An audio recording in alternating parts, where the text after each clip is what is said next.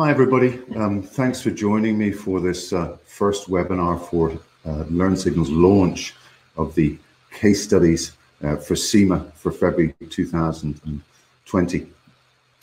There's a couple of things that I want to ask you about before we launch into the details, and indeed I introduce myself. I'm going to start with a question, and the question's this. And this is to everybody who's listening. You may find it a slightly unusual question, but I think it's relevant to your success in your case study exam, whatever level you're at, in February 20. So I'd like you to use the chat box, if you could, just to reply, if you will, just a yes or no to this question, and perhaps a few more that I ask. And do remember that anything that we do within this webinar is all geared towards results day for February 20 for your case study exam. So nothing is done with no reason. Now, the question is this: can I ask the people attending if it's possible for a case study student to go from a resit in one sitting, in other words, a fail, and then in the next sitting to win a prize? So think about this as a sort of a little story, if you will, with some imaginary characters. And I would just like to see if anyone would chat through and say, well, yes, it is, or no, it isn't. So let me know your thoughts.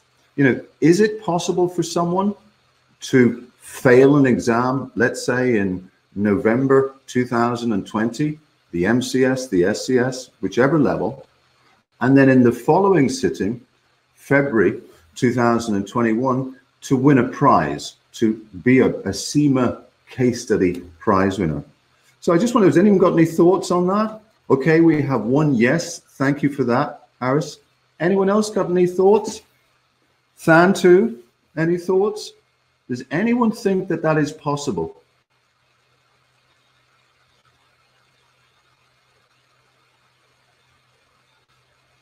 Okay, so we've got one yes. I was thinking that, oh, we've got two yeses. Thank you, Makua. We've got two yeses. So two people think that it's possible. I was expecting people to think, it may be very, very difficult. Chris says yes, and Amin as well. Okay. Well, it's interesting because I think it's absolutely possible. And in fact, it happened. It happened with a student of mine quite a few years ago. I think it was November 2015. And in fact, it was the MCS case study exam under the old syllabus. And this student, Simon, yeah, this is the truth. I'll give you the details. I'll give you his contact details if you want them, to ask him what he did. But this student in November 2015 failed the MCS exam. I think he got 71, 72, early 70s, fail. He came to me for some advice. He changed his ways. And then in February, the following sitting, he won a prize. He actually came joint first in Ireland in the MCS exam. He got 108. So he went from early 70s through to 108. Now remember, this story, this real story, as it were, this isn't about me. I'm not talking about me. I'm talking about a student like you, like the position that you're in now, who sat an exam, it didn't go well, he was with another tuition body, but then he became a prize winner. Now, it's a little bit of an unusual story, and what I want to focus in on is what happened. You know, was he lucky? You know, did it just, because it was Christmas time, did Santa bring some good luck? I don't think so. I'm going to tell you what happened, and I'm going to relate that to our launch, and indeed what we have for you at Learnsignal in relation to these case study exams. Because what Simon did, yeah, and I'm still in touch with Simon, he's now fully qualified, by the way. He didn't win any more prizes, but he's now qualified. But what he did is totally change his approach. He worked in a new system, which I helped him with. I facilitated it. And the system that we used, and the system that I've been using with case study exams for many, many years, back to February 2015, the first case study at all the levels, and indeed prior to that, when I taught the old T4 exam for CIMA, which was the old SCS. I've also taught other case study exams. But let's get back to Simon. He's the important one. He employed a system. He followed it rigidly. He was very, very determined and became a prize winner. Now, everything that we have on the portal, the case study kickstart, the strategic analysis based on the pre-seen information and the industry review, the webinars, the design of all of that is based around, obviously, our expertise here at Learnsignal, but what Simon did, in other words, the path that he followed. Now, I want to go back to November 2015, if you don't mind. Now, this is important. November 2015, Simon walked into his case study exam. He had done some preparation. It didn't go too well. Early 70s, he wasn't far off a pass, but he had hope for a pass, obviously. He employed quite a few different tactics, typical tactics of students who fail case study exams. And remember, there's a lot of them, yeah? So I have another question for you, if you don't mind. Have you any ideas of what Simon spent a lot of time doing when he was approaching the November 15, 2015 case study exam for the MCS? Have you any idea what he spent his time doing which resulted in a fail? Any ideas, anybody? Anything you want? What did he do? Because he did do a fair amount of work. Any thoughts? Any thoughts, Makua or Chris? What do you think he did?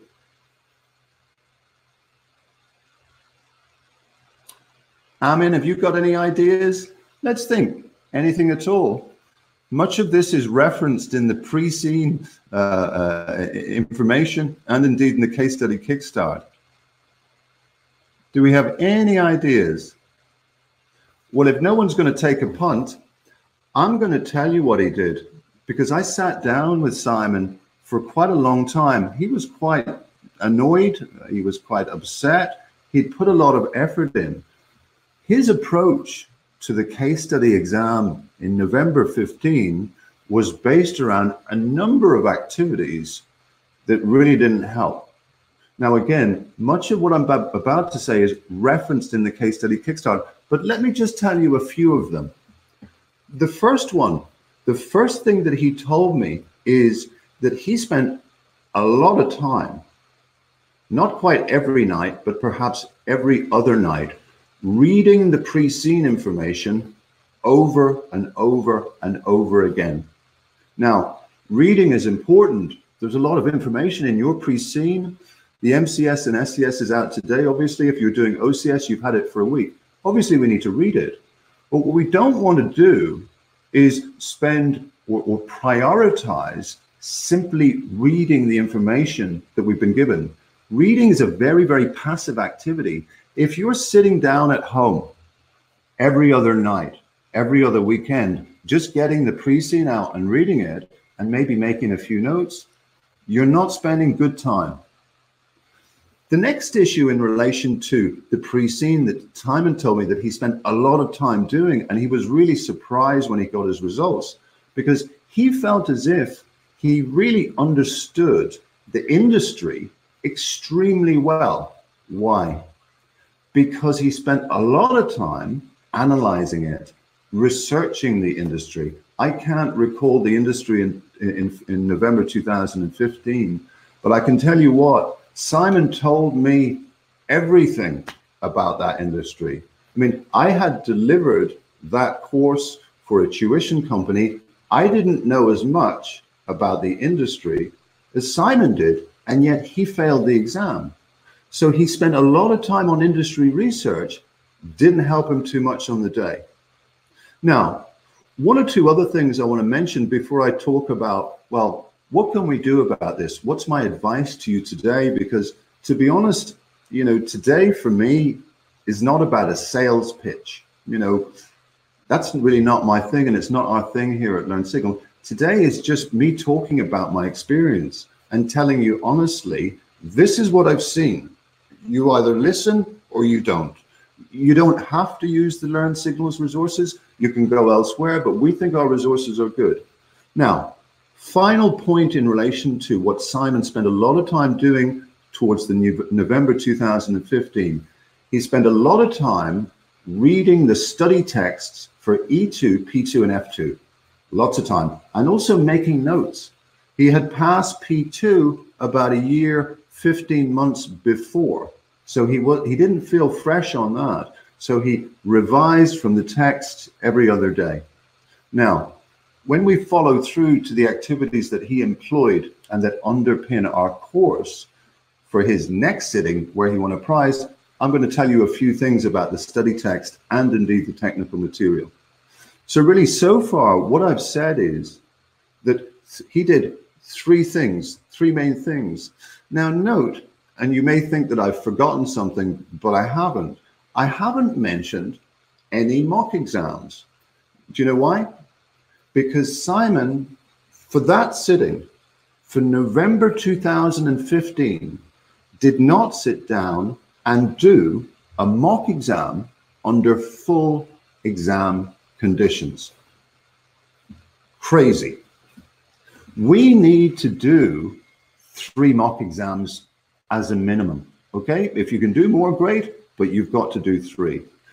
For Simon to walk in November 15 to the Pearson View Center without having experienced the stress, the pressure, the weight of it all, that doesn't make sense. The very first time that Simon was exposed to having to work under pressure with a PC, having to answer 4 questions at the MCS case, the very first time was in the real exam. And that's one of the key reasons why he failed. He didn't practice.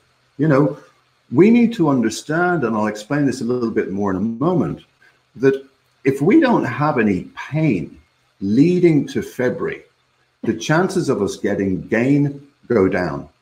I'm not saying categorically, if you don't do 3 mock exams, you'll fail. I'm not saying that, but I'm saying you're lessening your chances of success. Now, everything that we have here at Learnsignal is based around those mock exams. And in a moment, I'm going to refer you to the mnemonic. Now, you may not be aware of it. You may not have seen the case study kickstart yet, depending upon whether or not you're subscribed or not. But within our case study kickstart, we have the system that I employed with Simon between November 2015 and indeed February 2016. And funnily enough, it's relevant to the MCS certainly, but it's relevant to the other levels as well. The system is called Wrapper. That's the mnemonic. Now, the purpose of this webinar is not to talk through everything that's on the portal. You know, it's there, it's accessible, it's there for you, and there's a lot of information. The purpose is to follow through and to make you understand what you need to do to guarantee your success in February. So what did we do outside of this Wrapper mnemonic? And what does Wrapper mean? Well, as you will guess, the 3 main things that Simon did for the November 2015 exam, we scrapped them. I said, we're not doing those things. What we're doing is this, Simon. The first thing that we're going to do is we're going to sit down, indeed on Skype, yeah, and we're going to talk about what CIMA are testing with these case study exams. And Simon said, well, what do you mean what they're testing? They're testing the 3 subjects, you get some questions, it's a normal exam. No, it's not. These case study exams, they're different. They're not a retest of all the 3 subjects. If I was to give you an analogy in terms of the use of the study text, the use of our videos, yeah, in relation to your 3 subjects, the analogy would be this. Imagine, you can't see my table, but just imagine I had 3 glasses of water on this table, okay? I don't, but imagine it. And imagine that all of those 3 glasses are full of water, and they represent your E subject, your P subject, and your F subject. In the OT papers, what CIMA do quite clearly, and I'm sure that you've experienced this, they test everything in the syllabus. Yeah. In other words, they test everything in that glass right away up to the top. A full glass of water for E3, a full glass of water for F2, a full glass of water for P1, whatever your three subjects are. Clearly, you need to show proficiency in the OT paper to be able to get 70% in an OT exam. When it comes to the case studies, empty approximately half of the water out of each of the glasses. That's what they're testing, roughly half of the syllabus. Because remember that CIMA, they're not crazy. They're not going to retest material again. They haven't got time for that. They're testing something completely different. And coupled with that, some of the subject matter within each of the subjects, regardless of your level, is not case study friendly. It's absolutely not. And I talk about this in the case study kickstart. You know, you're not going to be examined on everything in that syllabus. It's not going to happen. Look at the past exams. If you don't believe me, if you think, no, this guy's crazy, look at the past exams yourself, check them and see if you think everything's being examined, because it's not being, absolutely. So in terms of the changes, a focus on technique, a focus on what exactly are CIMA testing. If I'm saying that they're not testing or retesting the three subjects in, you know it. They're testing your skills. They're testing your real life skills. Obviously, you need a modicum of knowledge, a reasonable level of knowledge across the three papers, but they're testing what you're like in real life. This is a role play exam. It's a little bit like saying, you know, in February, you're going into an interview, a 3-hour interview. It just happens to be on a PC. Think of this exam like that. Think of it on the basis of you have a role to play, CIMA are watching you, and in that exam in February, they're going to see that if this was a real life scenario, how would this person respond? You know, imagine how you would deal with an interview for a job, for an important job. What would you do? Well, you'd watch your time. You'd present yourself well. You know, you'd greet the individuals when you arrive. You'd be on best behavior, and you would answer the questions that they asked you as best you can. It's very similar within a case study exam. You know, if you look at the examiner's reports for all levels, OCS, MCS, and SCS, if you look at the biggest complaint in virtually every examiner's report, what do you think it is? Can I ask anyone? Can anyone pipe in? What's the biggest complaint of CIMA case study examiners? Anyone got any ideas? Anyone got any ideas?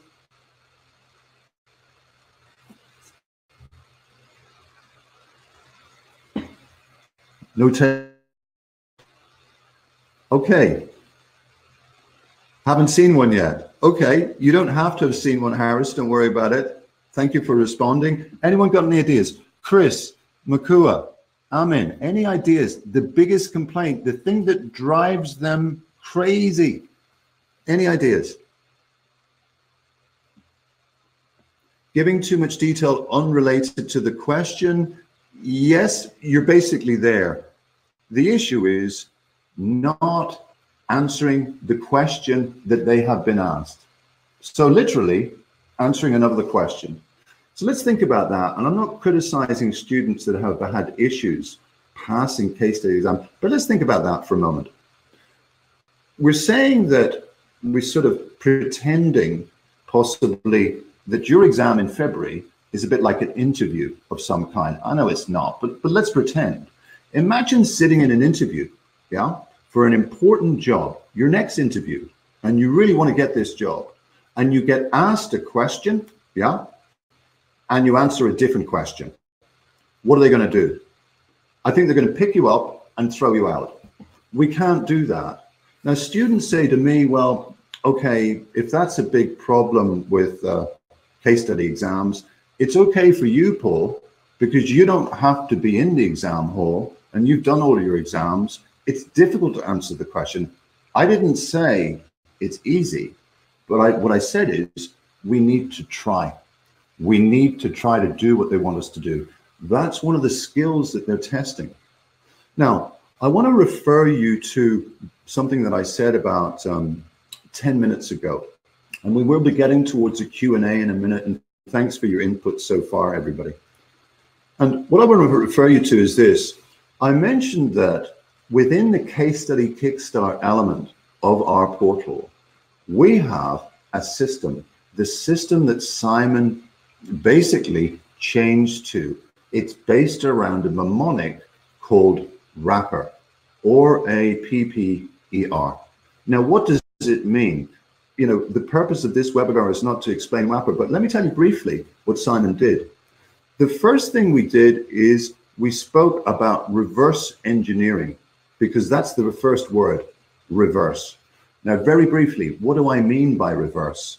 What I mean is we spent time, as I mentioned earlier on, we went to the exam script. I said to Simon, in February, if you did okay, and remember at this stage, I didn't know he was going to win a prize, and you can have his contact details if you want. You can contact Simon. He's a lovely guy. He'll tell you his story. Now, I said, Simon, in order to pass in February, let's talk about what CIMA want. We focused on, firstly, the very first thing, not the pre-SEAM, not the 3 study texts, not anything. We focused on what does your passing script look like? Literally, if it was there, what does it do? How is it structured? How do you introduce your responses? How do you close? You know, do you write in big blocks? Do you answer the question? What sort of terminology do you use? Etc., etc. I forced Simon to accept that at the end of the day, a passing script has to tick some boxes. If you don't know what it looks like, if you haven't got a fix on, okay, that's sort of what they're looking for, then how can you get to there? You know, for the November 2015 sitting, Simon didn't know what his passing script would look like, what it would be like. I'm not talking about the content, the subject matter. I'm talking about the structure. Yeah, he didn't know. So that's the first thing that we did. We reversed engineered. We made sure that Simon knew what he was trying to get to, and we knew that we were going to practice with mock exams. Yeah. Now, in terms of the other areas of wrapper or mnemonic, the second one was analyze. Okay. Now, really what we're talking about there, obviously, is once you understand what they want, you've got to analyze the pre-SEAM. I'm talking about the strategic analysis. I'm talking about Porter's 5 forces. I'm talking about SWOT. I'm talking about Ansof's matrix. Remember, at all of the levels. So really, in terms of our second area, we've done it for you. We've analyzed the pre-SEAM in detail. So that information is going live today for the MCS and the SCS. It's already live for the OCS, as you have probably seen if you're an OCS student. Now, outside of that, in terms of our second point, when you've analyzed, after you've analyzed, you move on to the P of wrapper, which is prepare. Now, at that point, we're getting ready, yeah, for our first mock exam. We're getting ready to prepare ourselves for the pain that's coming in February 20. So what I'm talking about is collating our notes, making some notes on the mind maps that we have on the portal for you. Obviously making some notes on the pre-SEAM, getting ready for the big push. Now, a word of caution here, a word of warning. In relation to mock exams, part 3 of wrapper is prepare. We've said reverse. We've said analyze. Now we're saying let's collate the information and get ready for the second P of wrapper, which is practice. And that means our correction question packs and indeed a mock exam. So in the practice phase, there's an issue. Okay, now I'm not familiar with anybody who's on the webinar today, so I'm not referring to them at all. I can only refer, as I said to you at the start of this webinar, honestly, in relation to my experience of dealing with case study students at all levels. There's a certain type of student, Simon was one of them, that when the opportunity comes in, let's say, week 3, to do a mock exam, they sidestep it. They avoid it. I can't do it. I'm not ready. It won't go well, etc., etc. I fully understand that. But listen, let's go back to where we started. You have to be prepared to fail mock exams. By failing, by making mistakes, that's how you learn.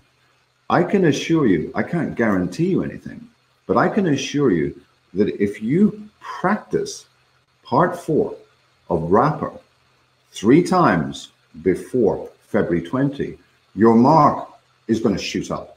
That's an absolute guarantee. Now, will it mean that you go through the 80 out of 150 level? I'm not sure, because I don't know you. If you use our material, you've got a great chance. But my guarantee is, if you allocate 3 days, 3 mornings in weeks 3, 4, and 5 to doing a mock exam on each of those weekends, your mark's going to shoot up 150%. And yet, as I said, students avoid it. Now, I don't know about you and indeed where you're coming from in terms of your experience, in terms of your career, in terms of your aspirations going forward. It's obviously none of my business. Absolutely. So I don't need to know your business. What I'll tell you is this. I have never met in business, in finance, and I've been working in finance for 30 years.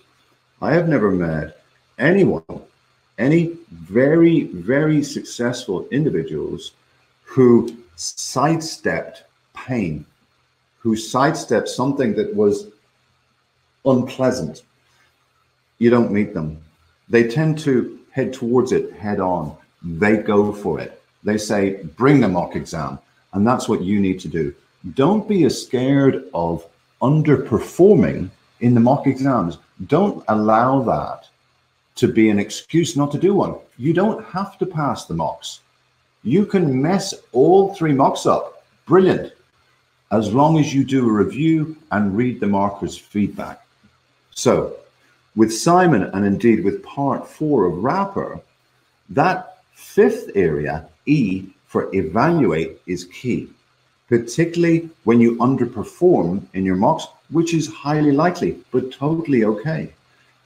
Evaluate means look at the feedback, look at what you wrote, look at the model solution. You know, you should be spending with these mock exams as much time reviewing the solution as you spent doing the real exam. You know, students, in my experience with case study exams, make a mistake. Let's say they do the exam. Yeah, they do a mock exam. They read the solution, they scan through it. Yeah, it looks okay. Well, no, it's not okay. Yeah, we need to scour the mock exam solutions in detail. What did the writer say? Why did they say that? We're not rushing this evaluate area. We're not rushing, you know, when we scan down the markers feedback, and please do try to get your mocks marked, please, it's important for you. We're not saying, oh yeah, that'll do, you know, I'm off to watch Netflix. I would say 2 to 3 hours to properly review a mock exam solution on the basis that you've done the mock exam to time, okay? Now, final point in relation to Wrapper, the R at the end, is repeat. Repeat the process. Go back to the beginning. Go back to, okay, what did we say? You know, I got, you know, 72 in my mock. I got 61. Oh God, this is a bit of a nightmare. Don't worry about it. Let's go back. Let's remember reverse. Okay, so how did I do in relation to my communication? You know, did I present well? You know, did I open well? Did I structure in short paragraphs that made sense? did I try to answer the question, or did I go off in all of these tangents that had no relevance to what the CIMA examiner or indeed the mock writer had asked? We need to ask ourselves these questions. That process of wrapper happens 3 times in 6 weeks. So week 3, mock 1, week 4, mock 2, week 5, mock 3. Repeat the process. You're going to find your level of knowledge, particularly if you take advantage of the massive amount of resources that we have for you at Learnsignal on the portal, not just the case study kickstart, but obviously the strategic analysis. You know, you're going to improve. And remember that passing case study exams is all about small improvements. And those improvements are going to be underpinned by our correction question back, 15 questions across the 3 subject areas, and the mock exams. Okay, so in terms of moving towards the Q&A, I'm hoping that we'll get some questions before we close at 12 o'clock, and that things have made sense to you. Maybe it wasn't what you were expecting exactly, but as I say, I have to tell you what I think and what I believe. Getting back to Simon, just very briefly, and I'll close on Simon now. Simon did the exam. He did the mock exams. He totally changed his approach. And when he called me on the results day, he was very, very excited. As you see, we didn't know that he'd won a prize. It took a year for that information to come to us. But he got a very high mark. I think it was 108. So, you know, in terms of the shift, let me sort of focus on sort of closing this area. For your success in your case study paper come February, it's actually fairly simple. Now, you may be sitting there and saying, no, it's not, Paul, you're crazy. Let me explain what I mean. I've explained in this webinar, and indeed I explained on the case study kickstart, what you need to do. I've also explained what you mustn't do. You have a choice. You can go the passing route, or you can go another route, okay? At the end of the day, one of the most important things to understand is, in order to be able to get through an exam, a case study exam, you have to know your enemy.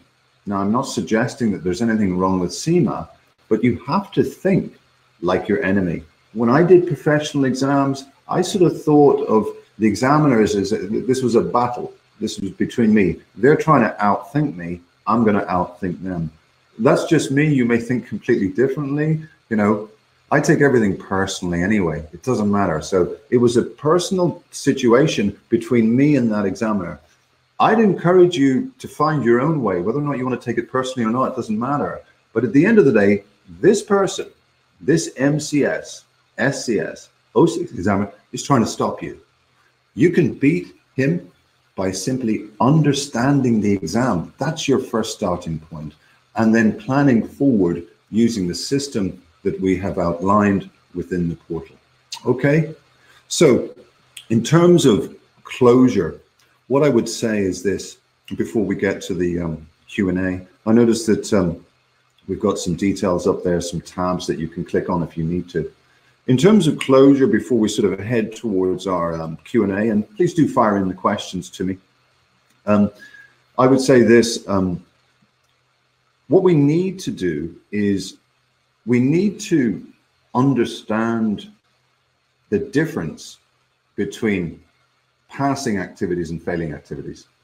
Everything that I've said in the last 35 minutes or so is enlarged upon in the portal. I hope that you'll go to the portal, and I hope that you'll use that information. And I hope that you've got some questions for me now. We're heading towards our sort of Q&A point, which is normally around about 40 minutes or so. And I would ask you to certainly ask whatever you want. If I haven't got an answer for it, I'll try to find one, but I'm reasonably confident I'll be able to answer most questions. But if it transpires that someone asks a question that I haven't got the answer to, we will get back to you. So Does anyone have any questions? I see that we just put a poll up in relation to which exam that you're doing. So let me know if anyone has any questions. I'm really happy to take any questions at all. And indeed, I think that I'm going to get some help from my colleagues as well. We've got the team there waiting possibly to ask me questions. Sometimes the questions that I get asked by the team are quite difficult, but I'm hoping that Katie hasn't got any very difficult questions for me, because she tends to always ask me questions that I don't tend to always have the answers to. So in terms of, Harris has a question. Okay, so, okay. Harris, let me just read this. So in order to reverse engineer, we just start going through past exams and solutions. If so, where can I get those? Well, two answers to that question. And Harris, thank you for that. The first thing is that in relation to reverse engineer, don't go anywhere near past papers at all. What I want you to do is, Harris, I want you to think. I want you to look at the material on our portal. There's various resources, as mentioned, within the case study Kickstart, and one of them is a video entitled Understanding Case Study Exams. Okay, so the case study Kickstart is the first place to go. Let's leave the mocks for the moment, or sorry, the past exam solutions and exam. Let's just leave them for a moment. I'll come back to them in a second. The second thing I want you to do is, you know, interact with us here at Learnsignal. And also, if you get the chance to, Harris, you may not be able to, why don't you talk to other students, talk to past passing students, talk to past failing students, if you can get access to them. Now, the reason that I say I want you to get on to your colleagues or friends or mates and start asking questions is because I want to see whether or not, Harris, they tell you something similar to what I've said within this webinar. In other words, with a failing student, if you know any, do they say, well, you know, this is what I spent a lot of time doing. I was an expert in the industry. I don't know what happened. You know, let me give you an analogy there, or not analogy, an example, Harris, in terms of this reverse engineering area. The MCS exam, I think at the early part of this year, I'm pretty sure it was February, I'm not 100% sure. I think there was the topic or the case study company was a company called Crown Care, okay? And they were dentists. It was a dental chain. Now, I came across a student, Harris, who made an appointment to see his dentist, yeah, his dentist. And I remember when I came across him and I said, well, okay, why? And he said, well, I thought that would be the best starting point in relation to this exam because I have a good relationship with him. So he actually made an appointment, not for his teeth, but so that he could talk to the dentist about how dentists work, about the industry, et cetera, et cetera. So that was not the right starting point, Harris. The right starting point is, as I've said, the portal. And indeed, the information that's available on CIMA's website. There's a lot of PDFs there that give you a little bit of background in relation to, well, why do we have case study exams? What does a strategic analysis mean, etc. But for me, the portal first. Now, in relation to the past exams and solutions, I'm glad Harris has raised this point because there's a caveat there. In other words, there's a problem. And the problem is this. Harris, if you look at past exams, and in particular, the solutions, and you compare those solutions to what a good student, you know, or even a very good student would write, they're nothing like them. Absolutely not. In other words, oddly, the past exam solutions on CIMA's website are written by someone who has 30, 40 years experience. For me, they're not as useful as they might be. They're fantastic, but we don't learn enough for them because they're not referenced, or they don't reference the subject matter enough within the three subjects. And this is the same at OCS, MCS, and particularly SCS. So I think they're useful to give you a feel, but they're certainly not useful for the reverse engineering area. What is useful is mock exam solutions produced by tuition bodies, particularly ours, yeah? Because those are the solutions that you'll find are easier to reference the 3 subjects, okay? So broadly, in answer to your question, Harris, starting point case study kickstart, yes, past exam solutions, but don't prioritize them. Prioritize the solutions in the mock exams after you've done them, okay? Let's not look at the solutions before we do the exam, okay? I hope that answers your question. Any other questions? How many mock exams? Well, 3 mock exams is perfect. It's absolutely perfect. But listen, outside of the 3 mock exams that you should be doing, prior to that, note that we have what we call a correction question pack. Now, as I said earlier, this is not a sales pitch, okay? I'm not selling anything. I'm telling you, if you feel that you can dive straight into the mock exams, great.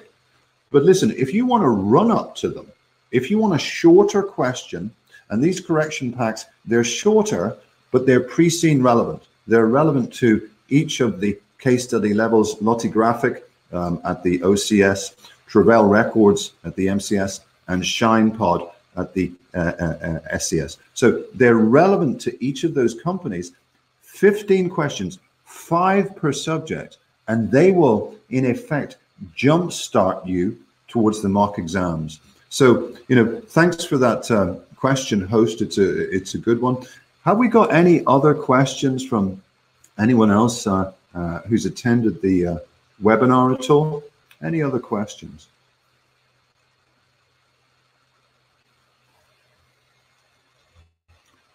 Okay, let me ask you, is everything making sense? And feel free to say, absolutely not, Paul. I'm not sure what you're talking about.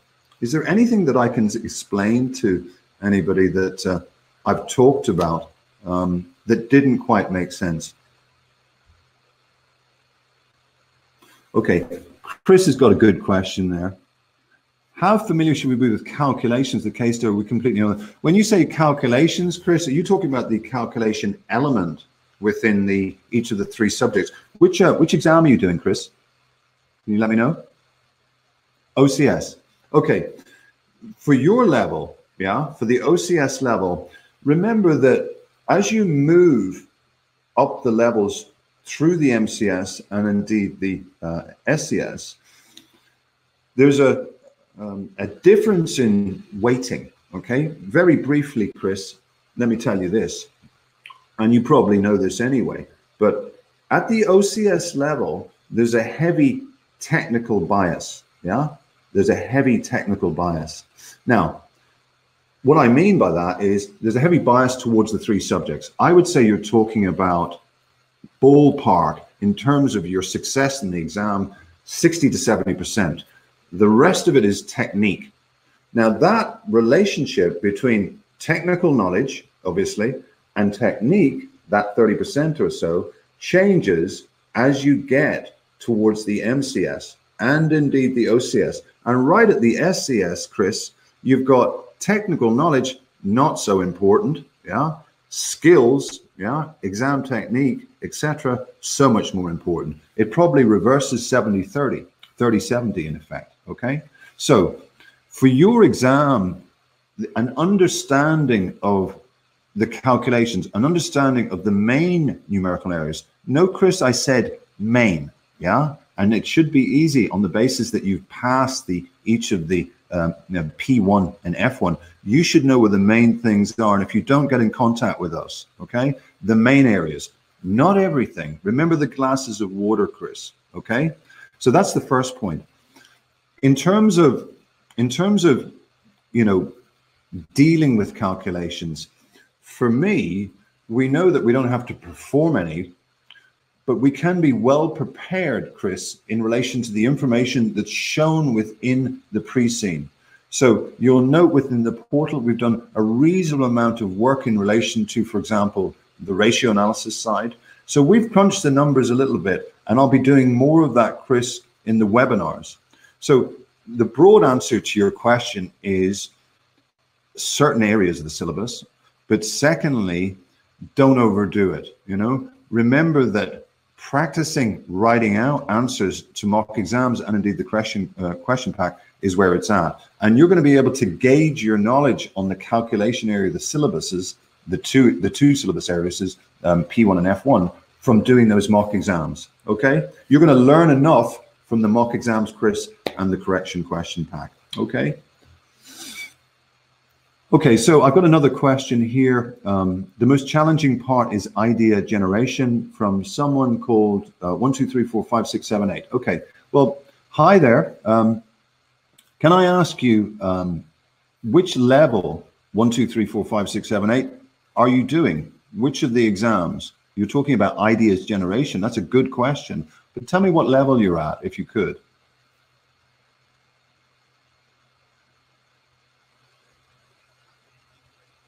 Okay. Can't see a response. I'm going to come back to you. 1, 2, 3, 4, 5, 6, 7, 8. I'm going to move on to, I'll move back to Harris. And he says he's a special case. I've got exemptions from all 15 exams. Only got to sit the SCS. Okay, well, good. We like exemptions, although there is a caveat. I'm completely unaware how the exams are conducted. Okay, gain the knowledge. Okay, that's interesting. That's interesting. Okay. Harris, my thoughts are this.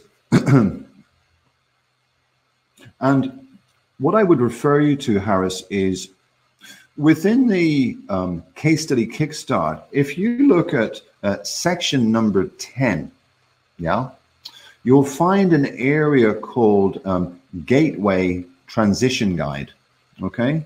Now, this isn't strictly relevant to you. Gateway students are the ones that come in at MCS level. You may be aware of that, Harris. Watch that video, Harris, because that video will give you some of the answers to the questions that you've just asked. Yeah? I mean, in a nutshell, the issue with exemptions is twofold. Yeah? And I'm sure you've thought about this, Harris. And what I mean by that is this. You know, if you're offered the exemptions, yeah, excellent, great. I mean, this is like, it's Christmas time come early for you, Harris, okay? But there's a downside, and I explain this within the Gateway Transition. It's difficult if you haven't been through the exams to do what I call speak CIMA, yeah? It's difficult to speak CIMA if you haven't been exposed to the exam. So in terms of, you know, your understanding of how they operate and what the OT papers test, you know, what the MCS paper tested, what skills they're testing in case study exams, you need to get a little bit focused on, okay, the subject matter. In my opinion, Harris, and again, this is only my opinion, you need to do what you feel is best for you. In my opinion, someone who is exempted from all of those papers needs to go to the strategic level area of the portal, yeah, and revise those subjects. In other words, if they've been exempted, they need exposure to OT questions across E1, but particularly, sorry, not E1, E3, P3, and F3, particularly the latter two, okay? Particularly the latter two. Students who are, for example, gateway students who are exempted from everything up to and including, they struggle with the F stream. They struggle with the F stream. So my advice, and this may not be something that you want to hear, Harris, my advice is the strategic level subjects. If you're sitting in February, Harris, let's start getting jiggy now with the strat level subjects. The videos are there on our portal for each of the subjects. Let's get watching those videos. But listen, Harris, don't just watch the videos and say, that's what Paul told me to do. Happy days. We're good to go in February for the SCS exam. Don't do that. Watch the videos, do the OT mock exams. That's going to get you familiar and up and running with those areas. I'm not saying do every single question on the portal, but you must do the exam. You've got to get fresh with the strategic level subjects. Now, some people might say, well, hold on a minute. You're contradicting what you said 40 minutes ago because you said that students that focus on the subject matter, the 3 subject levels, are making a mistake. I'm not contradicting myself. Harris's position is different. He hasn't had exposure to those 3 areas, E3, F3, and P3, and he needs to. That's it. So Harris, does that answer your question okay? Does that answer your question? I think the link has been sent to you, Harris. So you've also asked me what's not examinable, as you mentioned in the Kickstarter. It would take me quite a lot of time to answer that question, particularly when you're talking about the strategic level subjects, Harris. What I would say is this, is within the strategic analysis, Harris, that is being launched today at close of business for your pre-scene, if you're sitting in February, I reference the material. In other words, I reference the areas that I feel are important in relation to that material. So hopefully that will help you in relation to what's case study friendly and what isn't. So in each of the strategic analysis, I reference what I think is relevant for that pre-scene company, and indeed the type of subjects that don't come up. Okay, so Harris, I hope that I've answered that well. I'm just going to take a few more questions. That gateway video is there for you. So it does. Okay, great. Listen, thank you, Harris. You're sitting in May. Even better. Harris, we've got a chance there to really expose you to those strat level subjects, get you doing mock exams. You've got a lovely run-in, Harris. You've got a lovely run-in. Easy peasy, Harris. No problem. Have we got any other questions? I don't know whether or not I may have missed a question. I'm just going to scan up top.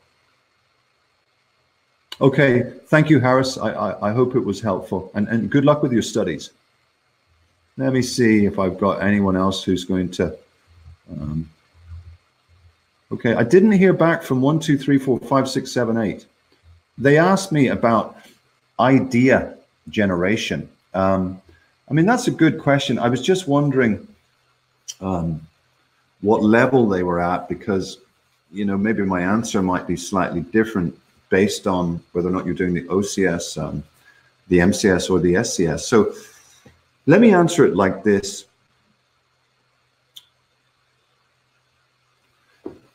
With each of the levels, we've got the pre-scene. On the portal, by the close of business today, across the board at each level, you have a strategic analysis, hours and hours and hours of videos produced by us in relation to your pre-scene company, okay? Those videos, if you use them correctly, are going to allow you to get very, very familiar with this company, okay? The big problem with students in case study exams is that really, in terms of populating a script, so in other words, they're in the Pearson View Center, they're typing away. One of the biggest bugbears, there's many, but one of the biggest bugbears that I've seen, certainly in the mock exams, and it must happen on the big day as well, is they don't write enough. So the question that came in from our colleague 1, 2, 3, 4, 5, 6, 7, 8 is a good one. In other words, how do I generate information? Well, the strategic analysis, if you watch the videos carefully, and I'm not saying watch them all in one night.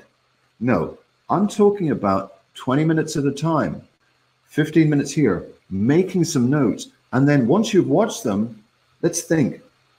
You're an employee of the company. Do I agree with what Paul says or not? You know, remember that a case study answer, a good case study answer, is that, you know, there is no one answer. There's not. There's your passing script, and then there's your failing script. But every student's script is going to be different, okay?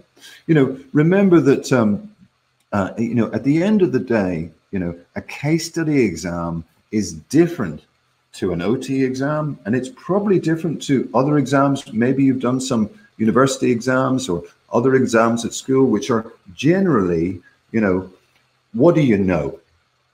Tell me what you know. Here's the question, answer the question. Case study exams, remember, are about what you can do. They're about your skill set. And the only way that we can get better in terms of a skill set is by practicing. Okay? I'm just going to take a question. I've got a question in here with Connor's just okay. Bear with me 1 second.